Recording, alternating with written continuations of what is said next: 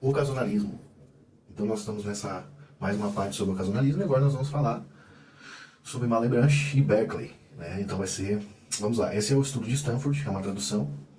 Vamos lá, Nicholas Malebranche. Dada a influência de Malebranche no desenvolvimento do ocasionalismo, uma parte substancial da seção sobre os argumentos para o ocasionalismo será dedicada às visões de Malebranche. Aqui simplesmente notamos que Malebranche parece ter se comprometido com o ocasionalismo desde o início da sua carreira filosófica, uma vez que seu ocasionalismo emerge claramente em sua primeira grande obra, A Busca da Verdade, em 1674-75.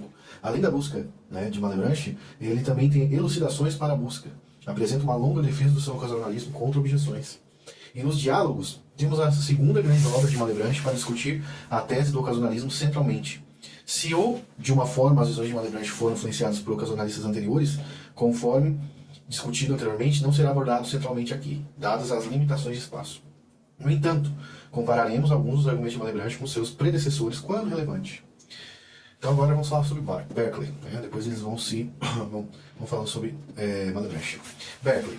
A extensão do ocasionalismo de George Berkeley também é uma questão de alguma controvérsia, mas há consenso geral entre os intérpretes de que Berkeley era um ocasionalista com relações aos poderes causais dos objetos físicos, ou seja, os objetos físicos para Berkeley não são casualmente ativos em provocar qualquer evento no mundo. Essa negação não é surpreendente se considerarmos a composição básica dos objetos físicos do esquema ontológico de Berkeley.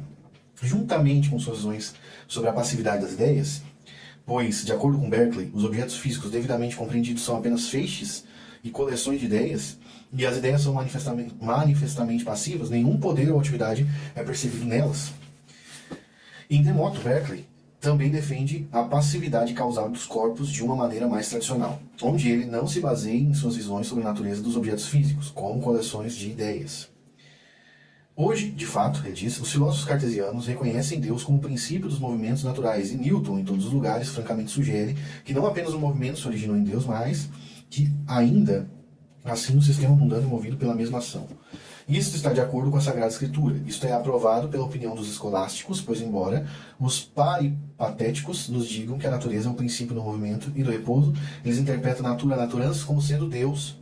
Eles entendem, é claro, que todos os corpos desse sistema mundano são movidos pela mente todo-poderosa de acordo com um plano estabelecido e imutável. Demoto, 32.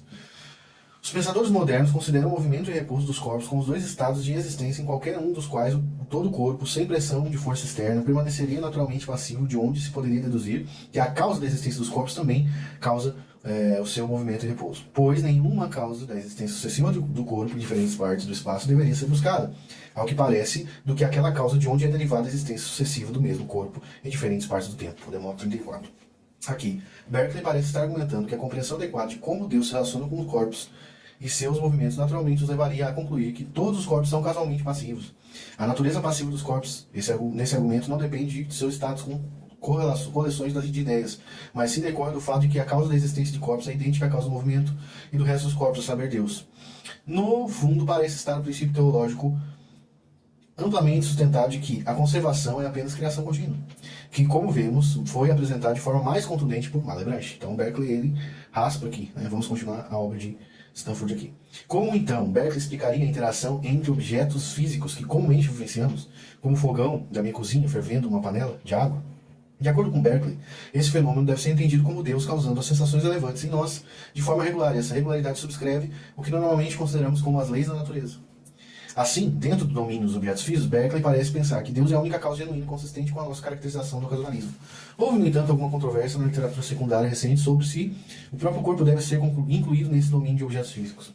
Alguns, como McDougall, em 2008, argumentaram contra essa inclusão, enquanto outros, como Lee, argumentaram que nós, como espíritos finitos, não temos nenhuma contribuição causal genuína do movimento de nossos corpos, de tal movimento é diretamente causado por Deus como qualquer outro objeto físico para Berkeley. Apesar dessa clara postura ocasionalista em relação aos objetos físicos, Berkeley, como foi apontado, mantém firmemente que os espíritos, tanto infinitos quanto finitos, são causalmente ativos. A afirmação da eficácia causal de espíritos ou mentes finitas, como nós, levanta questões sobre consistência. Uma vez que o princípio de conservação é apenas criação contínua, que parece estar fazendo trabalho nas alegações ocasionalistas de Berkeley e Demoto, é tipicamente considerável aplicável universalmente sem discriminação entre mentes e corpos. Então Berkeley aqui, ele vai ser um ocasionalista fraco, vamos dizer assim. Agora nós vamos para a próxima parte do ocasionalismo depois.